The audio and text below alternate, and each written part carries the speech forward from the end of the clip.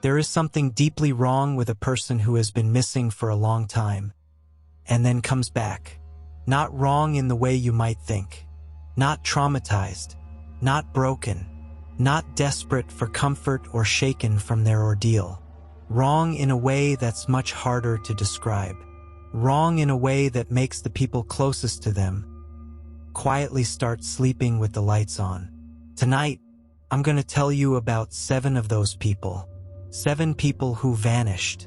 Some for days, some for years.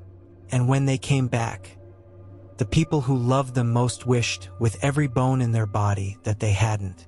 Stay with me, because the last story I still can't explain. In October of 2003, a 9-year-old boy named Lucas, and I'm changing the name out of respect for the family, went missing from a small town in rural Kentucky. He was playing in the woods behind his house, a woods he had played in hundreds of times before. His mother called him for dinner. He didn't come. By nightfall, the whole town was searching. By morning, state police were involved. For 11 days, nothing. No trace. No footprints past a certain point in the trees. No clothing. No signs of struggle. On the 12th morning, Lucas walked out of those woods on his own. Barefoot. Clean. Not a scratch on him. His mother ran to him. She grabbed him. She was sobbing. And he stood there, arms at his sides, completely still. He didn't hug her back. He didn't cry. He didn't say a word. She thought he was in shock. The doctors thought so too. But over the next few weeks, something became clear that no one could explain medically. Lucas didn't remember anything from his life before the disappearance. Not his mother's name. Not his bedroom. Not his friends. Not a single memory. It was as if someone had taken the boy and sent back something wearing his face. His mother told a journalist years later, quietly, like she was confessing a sin, that she never fully believed her son came back from those woods. She said, and I'm quoting her directly, "He looked like Lucas. He sounded like Lucas eventually, but something behind his eyes was just new, like a tenant who just moved in." She never stopped loving him, but she never stopped being afraid of him either. And here's the part that still keeps me up at night. When Lucas was 17, he finally agreed to go back to the woods with a therapist. It was supposed to be a breakthrough session, a way to reconnect with the trauma. They walked to the exact spot where his footprints had vanished 11 days before. Lucas stood there for a long time. Then he turned to the therapist and said, completely calmly, "I remember now. It was so quiet in there. So much quieter than out here." The therapist asked him, "In where, Lucas?" "In the woods." Lucas looked at her, and he said, "No, in this body." The session ended immediately. Lucas is in his late 20s now. By all accounts, he lives a normal life. He has a job. He has friends. He doesn't give interviews. But his mother moved out of that house in 2009. She said she couldn't sleep knowing the woods were right there, still watching, still quiet. In the summer of 2017, a 34-year-old woman named Diane went on a solo hiking trip in the Pacific Northwest. She was experienced. She had done this trail 4 times before. She told her husband she'd be back in 5 days. She came back in 4, which should have been reassuring. It wasn't. Her husband picked her up from the trailhead. He said she seemed fine at first. Tired, a little quiet, but fine. Normal hiking trip fine. It was on the drive home that things started to feel off. She started asking him questions. Normal questions on the surface. How was work? How was the dog? How were his parents? But he said the way she asked them felt strange. Like she was testing him. Like she already knew the answers and was checking if he'd tell the truth. He brushed it off. Then, a week later, she said something that stopped him cold. He'd been worrying about something at work. A project he hadn't told her about yet. Hadn't even fully processed himself. She turned to him over dinner and said, "You're going to lose the Mercer account, but it's okay. Something better is coming in March." He stared at her. He asked how she knew about the Mercer account. She just shrugged and went back to eating. The Mercer account fell through in September. In March, a new and larger client signed. But by then, the husband was already deeply unsettled. Because it wasn't just that one thing. It was a pattern. She knew things. Small things.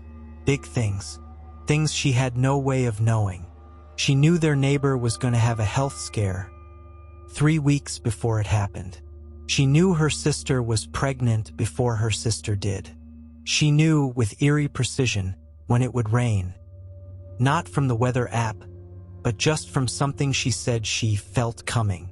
He finally asked her directly, "What happened to you out there on that trail?" She thought about it for a long time. Then she said, "I fell. I hit my head on a rock. And I think I was gone for a little while. Not passed out. Actually gone. And wherever I went, something came back with me." He asked what she meant by gone. She shook her head. She said, "I don't know how to explain it to someone who hasn't been there. It's like going into a room that's completely dark. And while you're in the dark, you can hear everything that's happening in every other room in the house, all at once. And when you come back out, you still can for a little while." He asked, "Does it go away?" She looked at him, quiet for a long moment. "Mostly," she said. He told me he couldn't sleep for weeks after that conversation. Not because she seemed dangerous, not because she seemed unwell, but because of the word she used, mostly. This next story is different from the others, because it didn't happen to one person. It happened to an entire family, and the witnesses weren't strangers. They were neighbors, people who had lived next to this family for years. In 1987, in a small suburb outside of Cleveland, Ohio, a family of 4 parents and 2 teenage daughters packed up their car for a summer road trip. Their neighbors watched them load up the station wagon, wave goodbye, and drive down the street. Normal enough, except their neighbor across the street, an older man named Gerald, noticed something odd about 20 minutes later. The family's car came back. He assumed they'd forgotten something, watched them pull into the driveway, waited for someone to go inside. Nobody got out. The car just sat there, running, for about 10 minutes. Then it backed out of the driveway and drove away again. Gerald thought nothing of it. Just forgot something, he figured. The family came back from their road trip 2 weeks later. Everything seemed normal, until the neighborhood barbecue that August, when one of the teenage daughters mentioned, casually, that they had run into trouble on the highway just a few miles out of town. A flat tire. They'd had to pull into a gas station. Gerald interrupted. He said he'd seen them come back, that they'd sat in the driveway for 10 minutes. The family stared at him. They had never come back. They had gone straight to the gas station, gotten the tire fixed, and continued on their trip. They had not returned home, not even briefly. Gerald insisted. He had watched them. He had seen the car. The family was disturbed. They asked their other neighbors if anyone else had seen anything. One more neighbor confirmed it. She'd seen the car too, and she'd added a detail that Gerald hadn't mentioned. She said she'd looked out her window while the car was sitting in the driveway, and she could see through the windshield. All 4 members of the family were sitting inside the car. Still, not talking, not moving, just sitting there, facing forward, staring. The father, when told this, went pale. He asked her very slowly, "Did we look the same?" The neighbor didn't answer right away. Then she said, "The car looked the same." No one has ever explained what the 2 neighbors saw that day. The family never came up with an answer. Gerald passed away in 2001, still insisting on what he saw. But the detail that sticks with me, the one I can't let go, is what the father asked. Not, "Are you sure it was us?" Not, "You must have been mistaken." He asked, "Did we look the same?" Like he already knew the answer might be no. Like some part of him had always wondered if what came back from that trip was really his family. I want to be very careful with this story, because what I'm about to tell you has a medical component, and I'm not here to mock or dismiss science. But I am here to tell you that this case was reviewed by 4 separate physicians, and none of them could fully account for what they found. In 2011, a 26-year-old woman, I'll call her Marie, went missing during a morning jog in a city park in the American Midwest. She was gone for 6 hours. Her phone was recovered at the park. Her keys were on the path. When she was found by a jogger that afternoon, she was sitting on a bench on the far side of the park. Calm, coherent, no visible injuries. She said she didn't know where she had been or how much time had passed. Standard enough, unfortunately, for cases like this. But then came the medical evaluation. The doctors who examined Marie noted something that they initially attributed to stress or dehydration. Her biological markers were off. Not dramatically, but measurably. Things like cellular oxidation levels, the condition of her joints, and a particular measurement of eye lens density. All of these indicated that her body was biologically older than her chart said she should be. By their estimates, and again for doctors independently, her body appeared to have aged between 2 and 4 years in those 6 hours. She was 26. Her body, on that day, read closer to 29 or 30. The doctors had explanations, of course. Extreme stress, environmental exposure, pre-existing conditions they hadn't identified before. Medical science doesn't accept the supernatural, and it shouldn't. But here's what the doctors couldn't explain. Marie had a small scar on her left knee, a childhood scar from a bicycle accident. She'd had it her entire life. After she came back from the park, it was gone. Not faded, not lighter, gone. Smooth skin, like it had never been there. If her body had genuinely aged forward, the scar should have remained. If anything, the skin should have been more weathered, not less. Old scars don't vanish. They don't heal backward. The lead physician on her case told her privately, off the record in a hallway, away from the official paperwork, that he'd never seen anything like it. And he told her one other thing which she shared with a journalist years later. He said, "Whatever happened to your body out there, it didn't happen in a linear direction." She asked him what that meant. He shook his head. He said, "I don't know. I just know that time, for you in that park, didn't move the way time is supposed to move." Marie is in her late 30s now. She says she feels fine. She says she barely thinks about it anymore. But she told that journalist one last thing before ending the interview. She said, "I still don't jog. I walk everywhere now. And I never, ever go to that park. Because sometimes when I walk past the entrance, I can feel it looking back at me. And I get this feeling that the 6 hours aren't finished yet. Like I still owe them something." Of all the stories I researched for this video, this one is the one that made me stop and sit quietly for a long time.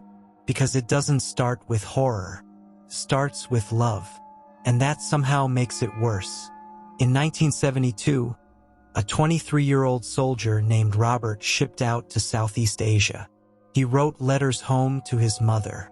He wrote letters to his girlfriend, a woman named Patricia. He was supposed to be home in 8 months.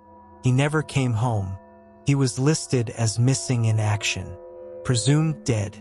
His mother grieved. Patricia eventually, after years of waiting, moved on.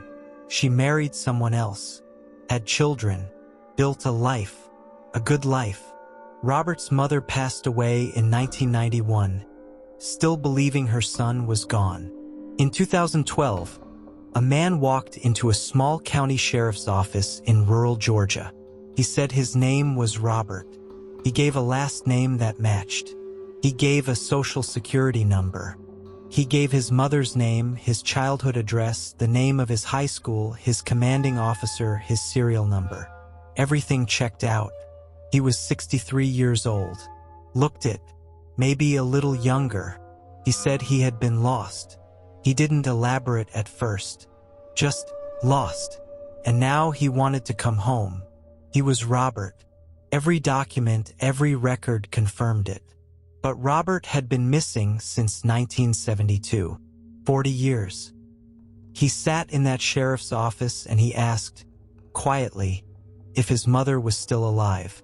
The deputy who took his statement told a reporter later that he'd never had a harder moment in his career than looking at that man, who was clearly not lying, who clearly believed everything he was saying, and telling him that his mother had been gone for over 20 years.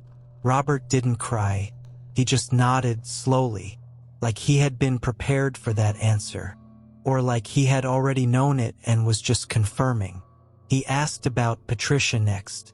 The deputy had no information on Patricia, but through subsequent interviews, investigators tracked her down.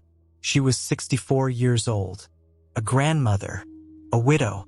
She had lost her husband to cancer 3 years earlier. She agreed to meet Robert. The meeting was arranged carefully with counselors present. The investigators were prepared for it to go badly. Prepared for denial, for grief, for confusion. What they were not prepared for was what Patricia said when she first saw him. She walked into the room. She looked at him, and she said, "You haven't changed. Not you've aged well. Not you look like him. Not I can't believe it's you. You haven't changed." Robert would have been 23 when she last saw him. He was now, by all biological evidence, 63. 40 years of age lines and gray and life lived, all visibly present on his face. But Patricia, who had loved him and lost him and moved on and lived an entire life without him, looked at him and said he hadn't changed. When investigators later asked her what she meant, she struggled to explain it.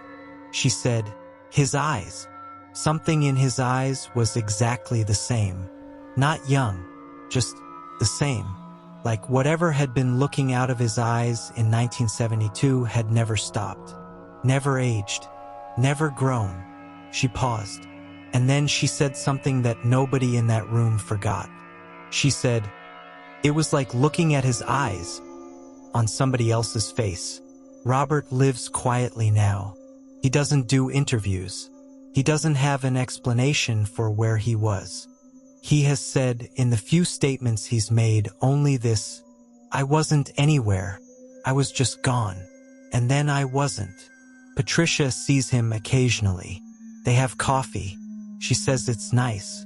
But she's told her daughter, in private, that she lights a candle for the real Robert every year, because she doesn't believe the man who walked out of those 40 years is the same one who walked in. And she can't explain it. She just knows. The way you know something is wrong with the milk before you've even opened it. Something in her just knows. The previous stories have all been about individuals. One person gone. One person returned. But this story is different. This story is about an entire community, and the silence that has surrounded it for nearly 30 years. In the winter of 1995, a small logging community in northern Canada, a town of fewer than 400 people, experienced a string of disappearances that began in November and ended in February. 12 people, all adults, all gone within a 4-month window. No connection to each other that investigators could identify. Different ages, different parts of town, different lives. The disappearances were investigated. No foul play was found. No bodies were recovered. No vehicles abandoned. No witnesses. In a town of 400, 12 people simply stepped out of their lives. The Royal Canadian Mounted Police conducted an extensive investigation. Nothing. And then, beginning in late March, they started coming back. Not all at once. One at a time over the course of 6 weeks. walking into town from different directions. Some from the tree line, some from the road. All of them calm, all of them healthy, all of them wrong. Not overtly wrong, not crazy or violent or incoherent. Just subtly, quietly, persistently wrong. The people who knew them best were the first to feel it. A wife who said her husband laughed at different things now. A mother who said her adult son had stopped using her nickname for him. A nickname he'd used since childhood. And when she tried to use it herself, he looked at her with what she could only describe as polite confusion, as if she were a stranger using a term he didn't recognize. A man who had been the town's most devoted churchgoer came back and never returned to the church. When the pastor visited his home, the man was perfectly friendly. He made tea. He said kind things. But the pastor left feeling deeply disturbed and later wrote in his personal journal, a journal his family shared with a researcher decades later. I felt, sitting across from him, that I was being studied, carefully, patiently, by something that was very interested in how human beings behave. The pastor stopped visiting. Over the years, the 12 people from that town did what people do. They aged. They had relationships. Some left. A few passed away from normal causes, illness, old age. But 2 researchers who spent time in the community in the early 2000s came away with a consistent observation. They noted it separately in separate documents, and they reached the same conclusion without speaking to each other first. Each of the 12 returnees, without exception, had one thing in common. They never initiated conversation about the past. If you brought up a memory, they'd engage with it. They'd nod. They'd say, "Yes, I remember." They'd even add details. But they never, ever spontaneously brought something up from before. Never said, "Remember when." Never told a story unprompted from their own history. One researcher described it like this. It was as if they had been thoroughly briefed on their own histories, but had no personal relationship to those memories. They could access the information, but they didn't feel it. The town is still there, much smaller now. Nobody talks about the winter of 1995 openly. But there's something the remaining longtime residents know, something passed down quietly, something that the official investigation never documented because it was never said out loud to an official. The 12 people who came back never told anyone where they had been. Not in 30 years. Not once. Not a single one of them has ever, when pressed, when drunk, when grieving, when dying, let one word slip about where they went. And in a town of 400 people, in 30 years, that kind of silence doesn't happen by accident. I've been putting off telling you this last story, because unlike the others, the ones I researched, the ones I gathered from records and interviews and documents, this one is personal. It happened to someone close to me. I've never talked about this publicly before. My someone close to me disappeared on a Tuesday afternoon in the summer. A regular Tuesday. Nothing unusual about the day. They went out to run errands and didn't come home. The family called hospitals, called the police, did everything you're supposed to do. They were gone for 3 days. When they came back, they were standing on the front porch. Not the door they always used, the front door, which they hadn't used in years because the lock was stiff and everyone just came around to the back. They knocked. My family member has lived in that house for 2 decades. They know every inch of it. They knocked on their own front door. My family let them in, cried, hugged them, asked what had happened. They said they didn't know. They said they had just been somewhere else. And then they weren't anymore. For a few weeks, everything seemed mostly normal. But there was one thing, small thing, probably nothing. They used to have a habit, something I'd watched them do my whole life. When they were thinking, they'd tap their left hand against their knee.